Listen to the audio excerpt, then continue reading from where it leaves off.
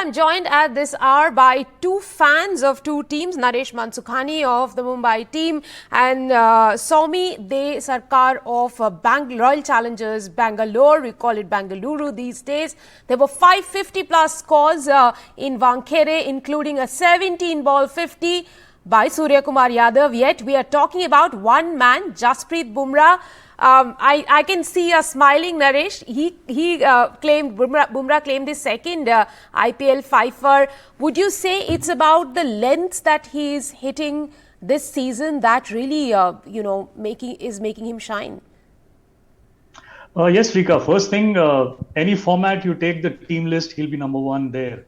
Yes, the way he bowled yesterday, the variation over the wicket, round the wicket, and the length.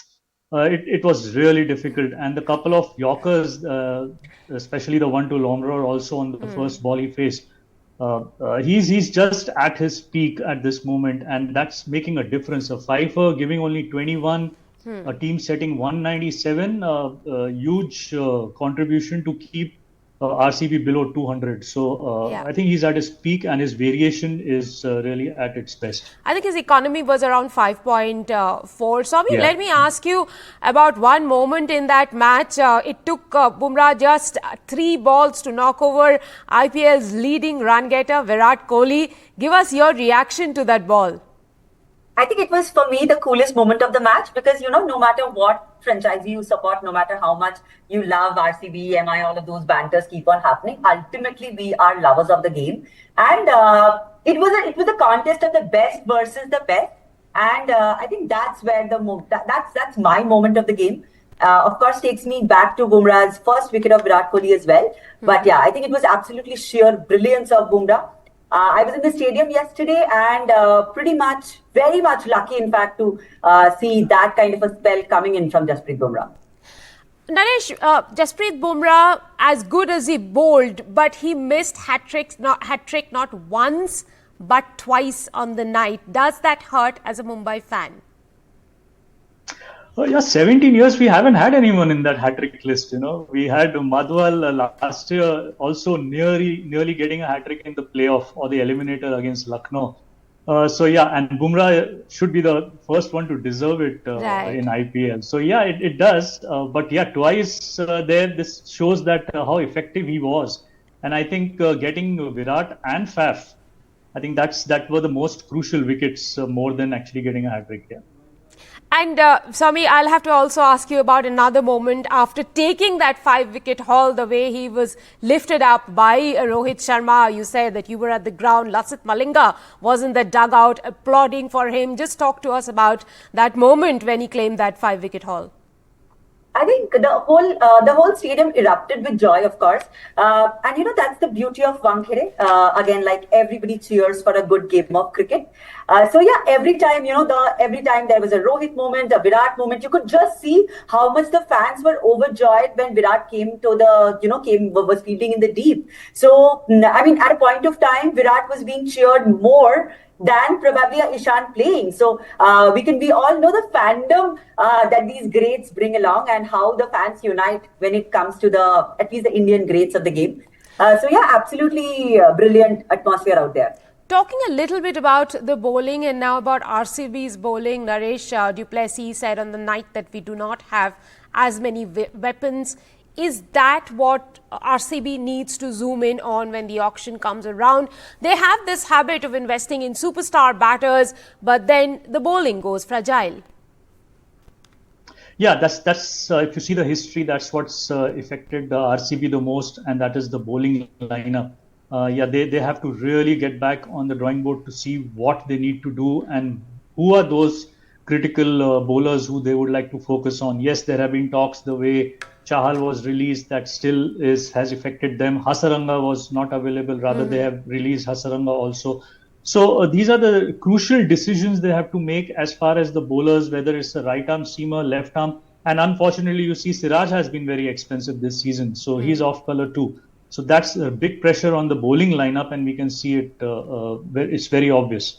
Yeah, Swami, actually we saw the takedown of Mohammad Siraj and Ristopley yesterday by Ishan Kishan and former captain Rohit Sharma. 72 runs coming in the power play. Would you say that, it was strategy which was made well before they got into the field, and it wasn't like they were reacting to the situation? Honestly, if you ask me, Siraj definitely has been a letdown this season. He's not this kind of a bowler. We all know that, right? I mean, in IPL 2023, he had an economy of around 5 in the power play, which has gone up to a 12 in this particular season. And you don't mind shelling out a lot of runs if you're striking regularly, but then that also is not happening with Siraj. So Siraj is a completely different ball game in this particular season. But yeah, Reece-Topley, I think, wasn't expected again. But the way Ishan was batting, I think that particular over of Ishan that Siraj had bowled had actually set up the momentum. So that kind of defined the game, how Ishan played from there, and how then Rohit picked up, how Surya came and picked up, and all of those things actually followed. But yeah, I mean, Siraj has been definitely a strong letdown. When it comes to the other part of the RCB bowling unit, we can't really blame much because, of course, the main problem was already set up right during the auction. A 75% versus a 20-25% expenditure in the bowling unit versus the batting unit always tells the tale. Absolutely. Now, coming back to Naresh, I'll have to ask you about that Supla shot that Suryakumar Yadav unleashed. What did you think of it? And, I think the fans have been talking about it this season. Yes. And he's just amazing. I don't think anyone can play as better as he does. And, T20 is his kind of forte on the way he has been performing in this format and specializing in this format. So nice to see him back. A great comeback. Yeah, he got a duck in the first game, but Wankhede is his home. It was always known that he is going to come good someday. And the kind of shots, those shots are just, you can only see Surya play those kind of shots. It was just brilliant. And he himself said the one he hit over covers, the 6 was his favorite. So good to see him, and I think that makes the entire batting lineup more powerful. He struck at 273. That's simply phenomenal. Going back to Swami, Bangalore Royal Challengers, they are a star outfit, but would you say that the 17th title looks off the limit right now? I mean, 17th time the title looks off the limit right now. Yeah, I think it's pretty much safe to say that until unless there's a miracle. But winning 7 from here, I mean, at least they would need a 7 from here, which is almost like it looks almost impossible. And saying that, does Bangalore Royal Challengers deserve a victory this time? Maybe not.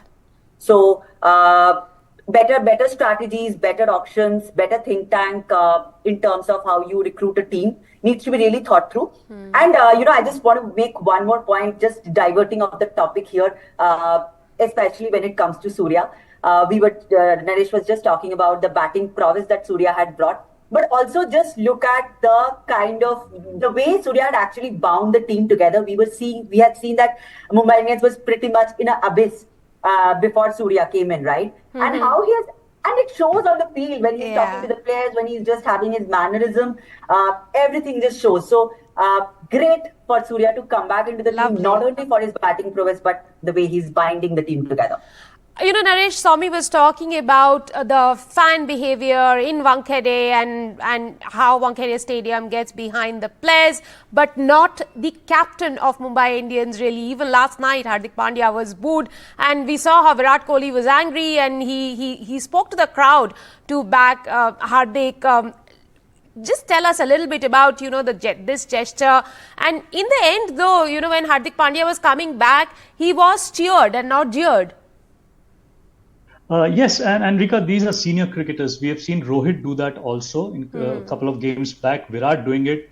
High respect from the crowd for these two, long-serving cricketers for the country.